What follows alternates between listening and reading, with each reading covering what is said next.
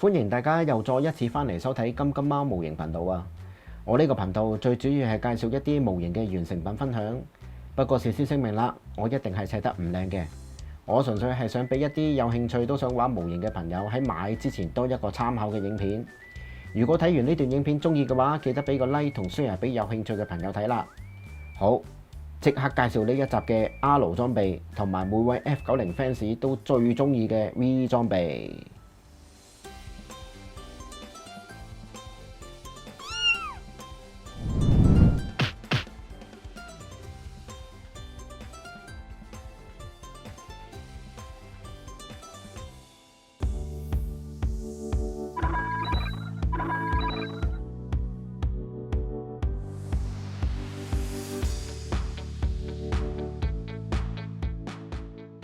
首先同大家睇下 R 任務裝備，整套配件都係以黑色為主色嘅，唔知道大家會唔會一眼就睇得出啲配件似邊部高達啦？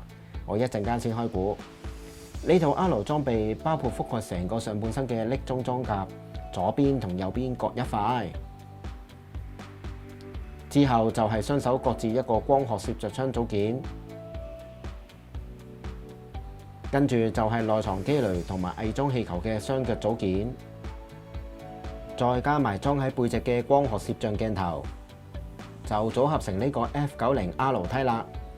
咁大家都知啦，機械一運作就會產生熱量，所以呢套匿蹤裝甲正正就擁有遮蓋 F90 運作嗰陣發出嘅熱力，令到敵軍嘅感應器同埋雷達都難以捕捉到機體嘅位置嘅。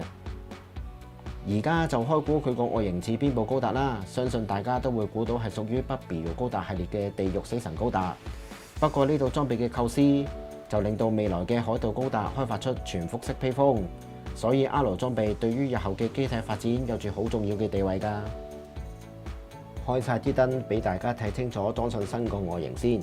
我曾經有一位朋友講笑咁講啦，佢問我係咪覺得 F90 凍，所以咧俾佢着翻件衫。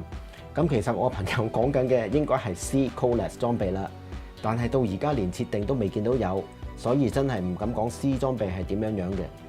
咁講翻呢套任務裝備啦，可能會令人覺得佢同之前介紹嘅 E 裝備係同一樣嘢嚟嘅。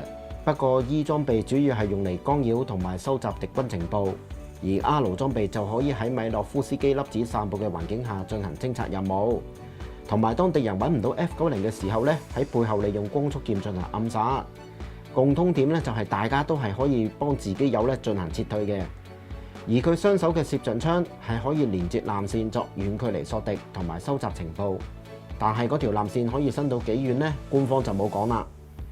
咁都再講翻呢套裝備嘅武裝啦。咁除咗頭上本身 F90 嗰兩個火神炮之外呢，就係得翻背脊上嗰兩把光速劍。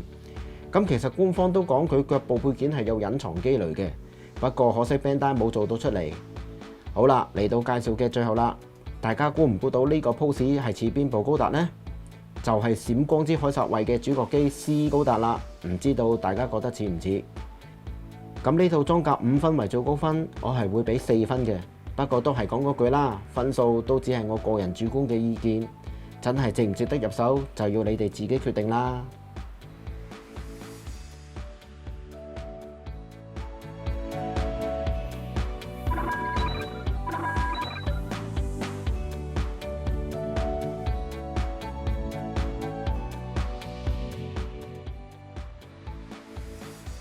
嚟緊介紹嘅就係呢盒模型嘅重點 V 裝備啦，真係好多配件㗎呢套裝備。不過我開始懷疑 Bandai 係咪好唔中意生產紅色嘅分件呢？所以今次我又用咗好多時間去補紅色。咦，諗落又係喎，Bandai 個 logo 近年改咗藍底喎，咁我明啦。好，言歸正傳，呢套 V 裝備係好多人嘅童年回憶嚟嘅。除咗之前講嗰隻超任 game F91戰記裏面有得用 F90 V 梯去戰鬥之外呢，30年前應該好多時候都會係大大小小嘅玩具鋪嗰度見到呢套裝備嘅 HG 版噶啦。咁嗰套經典 HG 呢，我就買唔到翻嚟同而家呢個 MG 做比較，亦都唔會想買，因為我終於擁有呢部我最中意嘅 F90 VSB R 梯啦。諗翻起上年揾呢盒裝備真係用咗好多時間先俾我揾到一盒。好彩仲要唔係炒價，200蚊到就有啦。咁佢呢套裝備最勁嘅武裝就係位於背脊嗰兩支試驗用 VSBR 炮，至於點解要講係試驗呢？其實就係因為今集嘅特別嘉賓 MG 版高達 F91。咁我估大家見到都會明㗎啦，呢套 V 裝備正正就係 F91嘅前身。咁講真啦，真係可以話佢哋係兩兄弟嚟嘅。嗱，再俾兩個模型側邊大家望一望啦，好明顯係睇得到 F91嘅散熱片同埋 GV-SBL 炮個完成度係高好多嘅。不過如果當初唔係有 F90 VT 呢套裝備嚟做實驗，相信都唔會有日後嘅 F91高達㗎啦。但係好可惜啦，因為 F91電影當年喺日本唔收得，就令到 F90一下子就好似消失咗喺高達嘅歷史裡面。其實真係有傳聞過富野係有 F90 TV 版嘅計劃嘅。不過點都好啦，30年過去，嚟緊真係會唔會有 F90 嘅動畫推出呢？除咗商業決定之外，我覺得版權都係其中一個因素嚟嘅。唔係嘅話，一早就推出咗 S 高達同埋海盜高達嘅動畫啦。只不過既然10年前嗰套高達 UC 同埋可實惠都終於動畫化，我哋呢啲高達老 fans 或者再等多幾年，會先快過睇到 One Piece 嘅結局都唔定㗎。好啦，睇下嚟緊有冇時間做多一集 F91嘅介紹啦。而家翻去 F90 V 裝備介紹先。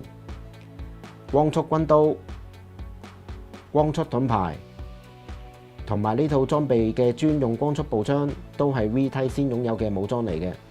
不過呢套裝備始終係屬於試驗嘅性質，所有身上嘅武器都需要好強嘅動力，所以膊頭同埋雙腳都安裝咗散熱嘅配件。另外呢個 Mega 光速格林機槍最容易俾人忽略咗嘅，但係感覺上係有啲似高達 MT1 嘅格林機槍。又嚟到影片分享嘅最後啦，26套裝甲之中，我最中意呢套裝備嘅。出於私心之下，我係會俾5分最高分嘅。最後啦，梗係要擺翻一個經典 pose 同30年前嗰盒 HG VT 比較一下啦。F90 VT 對於我哋呢啲老 fans 嚟講，真係一個回憶嚟㗎。最好笑就係當年成日會以為佢係 F91，不過嗰陣冇互聯網啦，睇日本動畫係要企喺一啲賣 VCD 嘅門口先睇到嘅。而家就差唔多都冇晒呢類型嘅鋪頭啦。如果中意呢段影片，記得俾個 like 同 share 俾有興趣嘅朋友睇啦。最緊要係撳埋個訂閱同埋隔離個鐘仔，當日有新影片就會通知大家收睇㗎啦。好，我哋下集再見啦，拜拜。